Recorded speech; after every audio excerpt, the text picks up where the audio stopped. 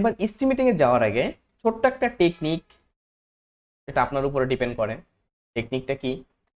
টেকনিকটা হচ্ছে যে আপনি যে বিমটা এস্টিমেটিং করতেছেন, এই বিমে এই পর্যন্ত বিমটা শেষ, আবার এখান থেকে শুরু সেকেন্ড পোর্শন।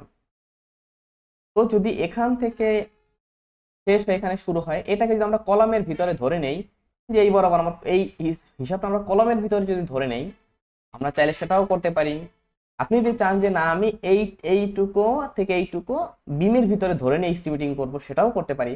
তখন আপনাকে খুব কেয়ারফুলি, যখন কলাম নিয়ে কাজ করতেছেন তখন এইটুকু বাদ রাখতে হবে। এটা আপনার উপর ডিপেন্ড করে, টোটালি আপনার উপর ডিপেন্ড করে যে আপনি আসলে কোন ভাবে যাবেন। প্রথম কাজ হচ্ছে আমাদের কনক্রিট হিসাব করা। কনক্রিট নরমালি তো আমরা কনক্রিট হিসাব করে ফেলতে পারি। তো কনক্রিট হিসাব করতে গেলে আমাকে যেই জিনিসটা দরকার, আমি এই প্ল্যানে যদি চলে আসি একটু, আমি ধরে নিলাম যে আমার এই যে আমার বিম, আমি এখান থেকে একটা বিম পিক আপ করি আমার ইচ্ছা মতো।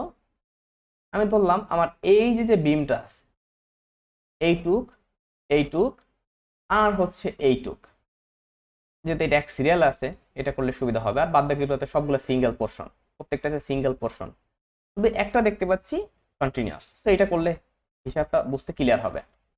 আমি ধরে নিলাম এইটা, এই যে আমাদের বিম এই বরাবর, আর এইখানে আর একটা বিম আছে, আর এইখানে একটু ক্যান্টিলিভার পোর্শন আছে। এই পোর্শনগুলো আমি ধরে নিলাম আমার এই পোর্শনগুলো লং। ওকে, তো এই পোর্শনগুলো যদি লং হয়, মানে আমার এখানে কয়টা স্প্যান, তাহলে একটা স্প্যান, দুইটা স্প্যান মেইনলি, আর এখানে একটা ক্যান্টিলিভার পোর্শন। তো আমি এই তিনটার জন্য কনসিডার করে নিব। এবার এই তিনটার জন্য যদি আমি কনসিডার করি, আচ্ছা আমরা এই পাশেরটা ধরতে পারি, এখানে একবারে এইটা ধরতে পারি। এই একই কথা, এটাও দুইটা এটাও দুইটা, একই কথা। আমরা এইটাই ধরি সাইডে যেহেতু। তো আমরা এখান থেকে এই পর্যন্ত একটা স্প্যান, এখান থেকে এই পর্যন্ত আমার একটা স্প্যান, এবং এখানে একটু ক্যান্টিলিভার পোর্শন আছে। তো আমার এখানে বিম কলাম লেআউট আমার করা আছে, রেডি করা আছে। এখানে আমাদের বিম এস্টিমেটিং করার ক্ষেত্রে আমাদের বিম কলাম লেআউটে ফোকাস করতে হবে। এই যে আমাদের গ্রেড বিম লেআউট, আমাদের টিপিক্যাল ফ্লোর বিম লেআউট, সো আমরা ফ্লোর বিমে থাকি। এবার হচ্ছে আমাকে যেটা দেখতে হবে, আমার কয়টা স্প্যান, একটা স্প্যান, দুইটা স্প্যান, আর এখানে একটা ক্যান্টিলিভার পোর্শন। প্রথমে আমরা যেটা দরকার, আপনাকে প্রথমে ডিসিশন নিতে হবে যে আপনি কি করবেন আসলে। আপনি কি এই যে এখান থেকে এই পর্যন্ত যে আপনার কলাম পোর্শনটা আছে সেটা কি বাদ দিবেন, নাকি ওইটাকে কলামের ভিতরে ধরে দিবেন, নাকি এটাকে বিমের ভিতরে ধরে দিবেন, এটা আপনার ইচ্ছা। তবে আমি যেটা করি, এটাকে বিমের ভিতরে ধরে এস্টিমেটিং করি। এটা একটা মজা আছে, আমি যখন কলাম করব তখন শুধু আমার কলামের ক্লিয়ার স্প্যান নিয়ে আমি কাজ করব। এটা অনেকটা সহজ হয়, ভুল হওয়ার সম্ভাবনা অনেক কম হয়, এবং বিম এস্টিমেটিংটাও সহজ হয়ে যায়। তো আমি ধরে নিলাম যে আমি এইটাকে বিমের ভিতরে ধরেই হিসাব করব। এবার একবার এখান থেকে শুরু করে, প্রথমে ধরলাম এইটা একটা স্প্যান, এরপরে এখান থেকে শুরু করে এই পর্যন্ত একটা, এবং এখান থেকে এই পর্যন্ত একটা স্প্যান, আমার এইবার ক্যান্টিলিভার স্প্যান। প্রথমে আমরা টোটাল লেন্থ কত সেটা বের করে নিব আমার বিমের। আমি এখানে একটা লিনিয়ার নিব, লিনিয়ার নিয়ে যদি থাকে ফাইন, আর যদি না থাকে সেক্ষেত্রে আপনাকে ক্যালকুলেট করে নিতে হবে। যদি আপনাকে ডিটেলিং বই দেওয়া হয়, যদি অটোক্যাড ফাইল দেওয়া হয়, সেক্ষেত্রে আপনি ইজিলি নিয়ে নিতে পারেন। আমি একবারে এইখান থেকে শুরু করে আমার ইন্ড পয়েন্ট পর্যন্ত টোটাল লেন্থ কত, আমি টোটাল লেন্থটা নিয়ে নিব এখান থেকে। আমি দেখতে পাচ্ছি 36 ফিট অ্যান্ড 9.8 ইঞ্চ। আমি ধরে নিলাম যে আপনার 36 ফিট অ্যান্ড 10 ইঞ্চ, 0.02 ইঞ্চ বিষয় না, 10 ইঞ্চ হচ্ছে আমার টোটাল লেন্থ অফ বিম। এবার আমাকে এটা হিসাব করার সুবিধার্থে আমাকে কি করতে হবে, আমি চলে আসি আমার একটা আমাদের হোয়াইট বোর্ড ওপেন করি।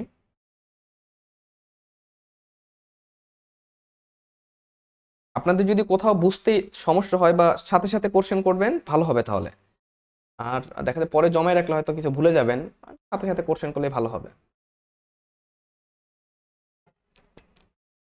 আমরা এখান থেকে নিউ হোয়াইট বোর্ড নেই।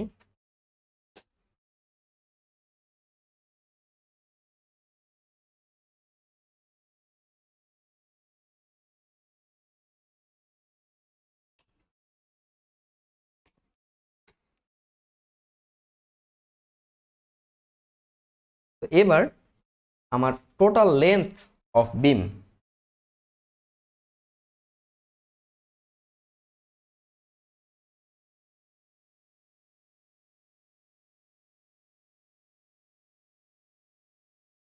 বিম এস্টিমেটিং,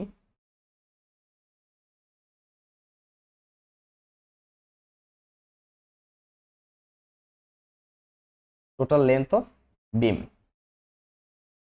টোটাল লেন্থ অফ বিম আমরা এটা পেয়ে যাচ্ছি যে আমার টোটাল লেন্থ অফ বিম কত। লেন্থ অফ বিমের ক্ষেত্রে আমরা পেলাম 36 পয়েন্ট কত 10 ইঞ্চ, তাই ছিল না? কোথায়? হ্যাঁ, 36 ফিট অ্যান্ড 9.8 মানে 10 ইঞ্চ। 10 ইঞ্চ মানে হচ্ছে 8.333 সামথিং এরকম। তো আমার টোটাল বিমের লেন্থ হচ্ছে 36.833 ফিট। এরপরে ক্রস সেকশনাল এরিয়া, আমার বিমের ক্রস সেকশনাল এরিয়াকে যদি আমি টোটাল লেন্থ দ্বারা গুণ করি তাহলে আমি টোটাল ভলিউম পেয়ে যাব। আর টোটাল ভলিউম যদি আমি পেয়ে যাই তাহলে আমি ইজিলি আমার যে বিম, এই বিমের কনক্রিট বের করে ফেলতে পারবো ইজিলি। তো আমরা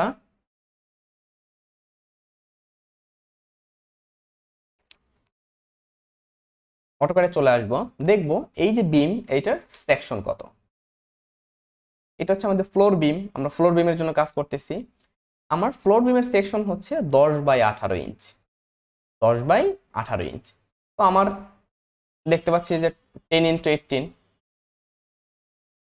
আমার ক্রস সেকশনাল এরিয়া কত হবে ভাই? একজন একটু ইয়া নিয়েন, 10/12 ইন্টু 18/12 কত আসে? টোটাল ভলিউম আসছে হচ্ছে 46. না, আমাকে এরিয়াটা বলেন।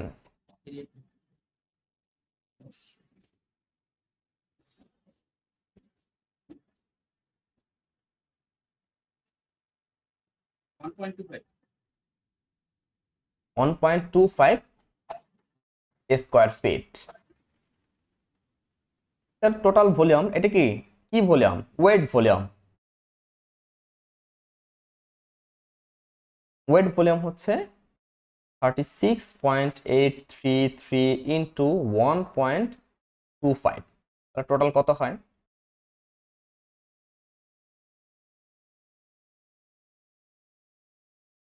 46.04. এত সিএফটি, এটা আমার ওয়েট ভলিউম। তাহলে আমার ড্রাই ভলিউম কত?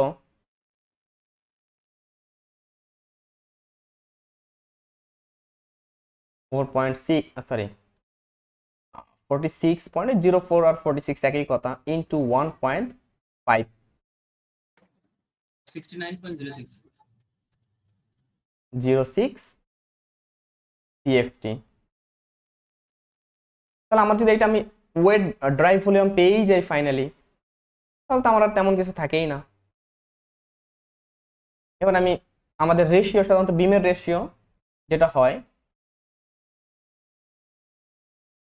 1:1.5:1.5:3 হয় সাধারণত, বা আপনার ডিজাইন বই লেখা থাকবে বা ইঞ্জিনিয়ার রেকমেন্ড করে দিবে। এরপর আমরা তো ইজিলি সিমেন্ট বের করে ফেলতে পারবো যে 69.06 ইন্টু 1 ডিভাইডেড বাই 5.5 নাকি 5.5 কত হয় ভাই?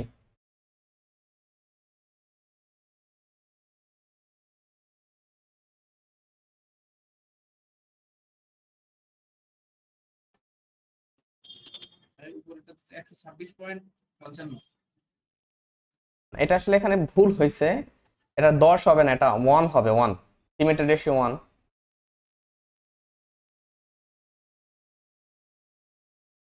আমরা 12 পয়েন্ট কত হয় বলেন তো একটু? 10.54 10.54 এত টিএফটি। এটাকে আমরা যদি 1.25 দ্বারা ভাগ দেই তাহলে নাম্বার অফ ব্যাক পেয়ে যাব। এটা 69 ডিভাইডেড 5.5 না? হ্যাঁ 5.5, কারণ এটা টোটাল রেশিও 1 প্লাস 1.5 প্লাস হচ্ছে 3। এই জিনিসগুলো আসলে আমরা বারবার করছি, এই বারবার করা হচ্ছে, এগুলো করার দরকার নাই। বাদ দিয়ে দেওয়া হয়। হ্যাঁ সেটাই, এটা হতে আমাদের টাইমটা অনেক বেঁচে যাবে এটা যদি করি, তাই না?